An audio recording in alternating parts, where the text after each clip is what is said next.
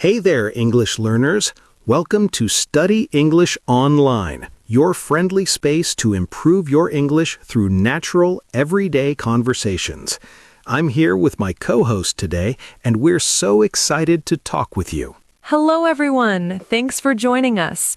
I was thinking this morning about how much our world has changed in the last few years. Oh, absolutely. And today, we want to talk about something that affects almost everyone listening right now, the digital world we live in, how our phones, social media, and screens have become part of our daily routine. Yes, and the big question is, are we controlling technology or is technology controlling us? That's exactly what we'll explore today. And don't worry, this is perfect for intermediate learners, B1 level.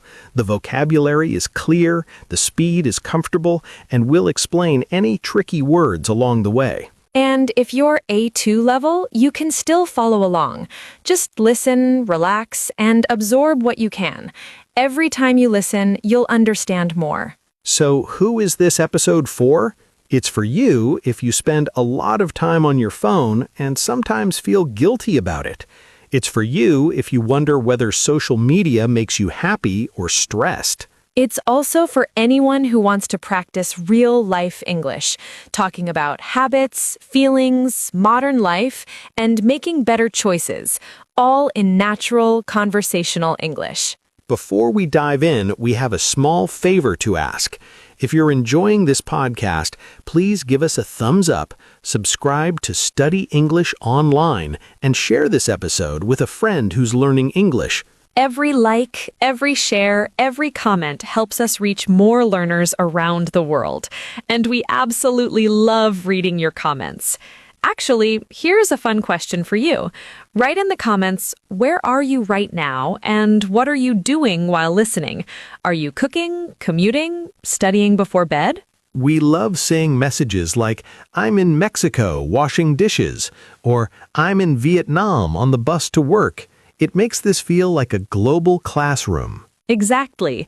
And later in this episode, we'll have our Word Explorer section, where we break down useful phrases so you can actually use them in your own life. All right, so screens, phones, social media, digital habits, let's talk about how they affect our minds, our time, and our happiness. Let's see how small changes can help us take back control and feel more present in our real lives. All right, let's jump in. So let's start with something honest. How many times do you check your phone every day? Oh, wow. I don't even want to count. Probably more than 100 times. Same here. And the scary part? Half the time, I don't even know why I picked it up. Right? You unlock your phone, stare at the screen for a few seconds, and then put it back down. And 5 minutes later, you do it again. Exactly. It's become a reflex, like scratching an itch that's not even there. I read somewhere that the average person checks their phone about 150 times a day. That's once every 6 or 7 minutes while you're awake. That's wild. And here's the thing. Most of us don't even realize we're doing it. It's automatic. Yeah, it's like our brain is on autopilot. Autopilot means you're doing something without really thinking about it, like a plane that flies itself. And the problem is, when you're on autopilot with your phone, you're not really living your life. You're just scrolling. Scrolling through other people's lives, other people's opinions, other people's perfect photos. And after 30 minutes of scrolling, how do you feel? Honestly, empty. Like I just ate junk food for my brain. Yes, that's the perfect way to describe it. You consume all this content, but you don't feel satisfied. You feel more anxious, more distracted, more disconnected. Disconnected from what? From yourself, from the people around you, from the present moment. You're physically here, but mentally you're somewhere else. In someone's vacation photo, in a comment section argument, in a video that autoplayed. So the first big idea today is this: your attention is your most valuable resource, and right now, tech companies are fighting for it. They hire psychologists, designers, engineers, all to make sure you stay on the app as long as possible. It's not an accident that you can scroll forever. It's designed that way. The infinite scroll, the notifications, the red badges, everything is designed to pull you back in. So it's not your fault if you feel addicted to your phone. You're not weak, you're just human. And these apps are built by some of the smartest people in the world to be addictive. But here's the good news. Once you understand the game, you can start playing differently. Exactly. You can take back control, one small change at a time. So let's talk about what actually happens to your brain when you're constantly on your phone. Yeah, because it's not just about wasting time. It actually changes how your brain works. Have you ever noticed that after spending an hour on social media, it's harder to focus on anything else? Absolutely. I'll sit down to read a book or work on something important, and my brain feels scattered. Scattered is a great word. It means your thoughts are all over the place, like puzzle pieces that don't fit together. And there's a reason for that. Every time you check your phone, you get a little hit of dopamine.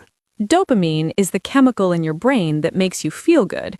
It's the same chemical that's released when you eat chocolate or win a game. Right, so your brain learns phone equals pleasure. And just like with any reward, you start craving it. And the more you check, the more you want to check. It becomes a loop. Exactly. And here's the tricky part. You're not even enjoying it anymore. You're just stuck in the habit.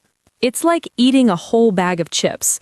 The first few are great, but by the end, you're just eating because the bag is there. Yes, and then you feel worse. You feel guilty, frustrated, maybe even a little disgusted with yourself. So the second big idea is your brain is being trained by your phone, and if you don't like the person you're becoming, distracted, anxious, impatient, you need to retrain it. And retraining your brain doesn't mean throwing your phone away. It just means being more intentional. Intentional means you do things on purpose, with awareness, not just automatically. So instead of grabbing your phone the second you're bored, you pause. You ask yourself, do I really need to check this right now? And sometimes the answer is yes, but a lot of times it's no. Okay, so we talked about how phones hijack our attention and train our brains. Now let's talk about social media specifically. Oh boy, social media is a whole other beast. Have you ever opened Instagram or TikTok feeling fine, and then 20 minutes later you feel off? All the time. I'll see someone my age buying a house, traveling to Bali, getting engaged, starting a business, and suddenly my own life feels boring. Exactly. You start comparing, and comparison is the thief of joy. That's a beautiful saying. Comparison is the thief of joy. It means when you compare yourself to others, you steal your own happiness. Because you're only seeing the highlight reel. You're not seeing the struggle, the debt, the loneliness, the failures. Right. Social media is like a museum of people's best moments, but you're comparing it to your behind-the-scenes footage, and that's not fair to yourself. I had a friend who quit Instagram for 3 months, and when I asked her how she felt, she said, "I forgot how much I actually like my life." Wow, that's powerful. Yeah, she realized that scrolling was making her feel like she was falling behind, even though she was actually doing fine. So the third big idea is social media can be toxic for your mental health if you're not careful. It can make you feel less than, anxious, jealous, or inadequate. Inadequate means feeling like you're not good enough. And the solution isn't necessarily to delete everything, but it is to set boundaries. Boundaries are limits you set to protect your time, energy, or mental health. Like, I don't check my phone before 9 a.m., or I only scroll for 15 minutes a day. Or you can unfollow accounts that make you feel bad and follow accounts that inspire you or teach you something useful. Exactly. Curate your feed. Make it work for you, not against you. Curate means to carefully choose and organize something, like a museum curator chooses which art to display. All right, so we've talked about the problems. Now let's talk about solutions. What can you actually do to build a healthier relationship with your phone? I love that phrase, healthier relationship, because we're not trying to break up with technology. We just want to use it wisely.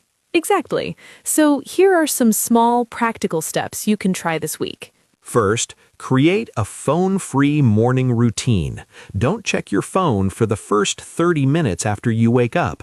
Yes, because when you check your phone first thing you wake up, you're letting the world set your mood before you've even had a chance to set it yourself.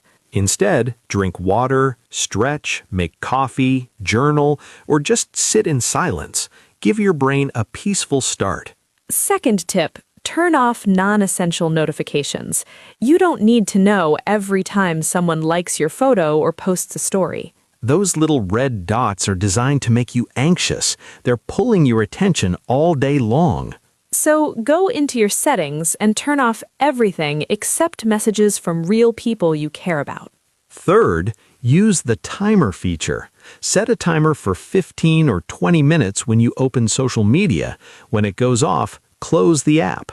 This helps you stay intentional instead of falling into the endless scroll. Fourth, create phone-free zones. Maybe your bedroom or the dinner table or the first hour when you get home from work. These are sacred spaces where you reconnect with yourself and the people you love.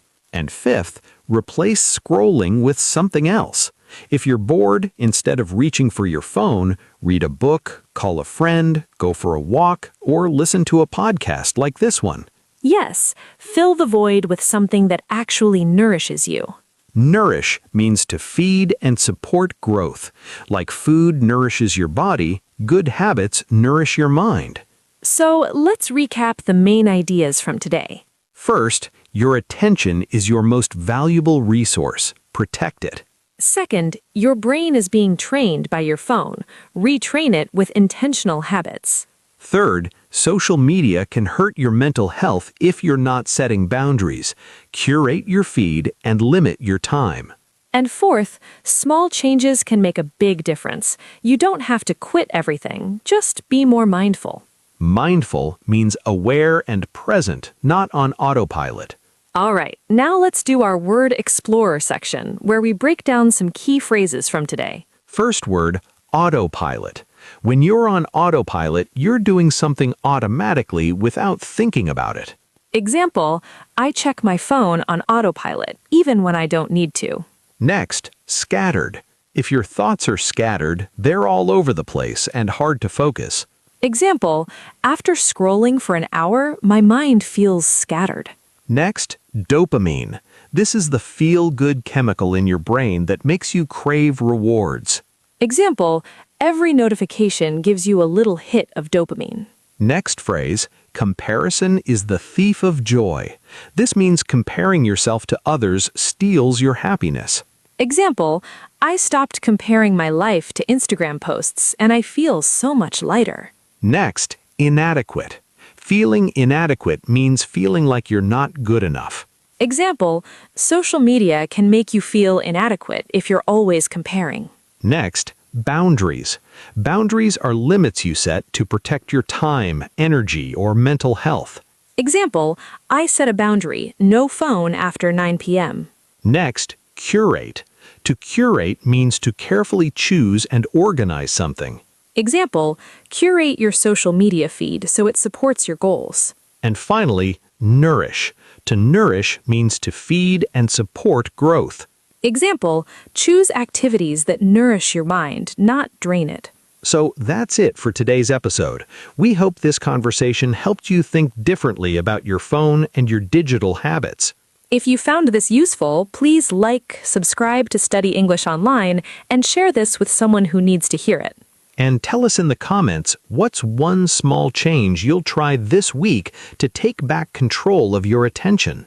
Maybe it's a phone-free morning. Maybe it's deleting one app. Maybe it's just being more mindful when you scroll. Whatever it is, take that first small step. You deserve to feel present in your own life. Take care of yourself. Be kind to your mind.